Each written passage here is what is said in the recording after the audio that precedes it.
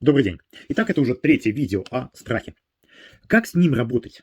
Вот кто-то говорит, где-то надо бояться, где-то вот почти все вы уверены, что надо не бояться, но на самом деле это большая-большая ошибка. Иногда бояться наоборот надо. Просто вы страх пихаете не туда, то есть пытаетесь впихнуть в невпихуемое. Понимаете? Объясню это на примере.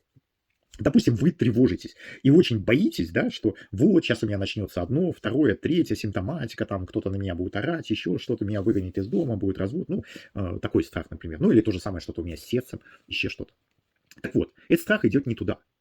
Если вы посмотрите на другой страх, вот как, например, я больше всего испугался, когда болел неврозом, это то, что, не то, что мне сейчас плохо, а то, что я всю последующую жизнь проведу в неврозе. И мне действительно стало страшно. То есть мне вот будет больно и тревожно не только сейчас, а много-много-много лет вперед. И вот этот страх пересилил все вот эти мелкие страхи. То есть в страхе надо чувствовать разницу. Как? Ну, надо уже работать индивидуально.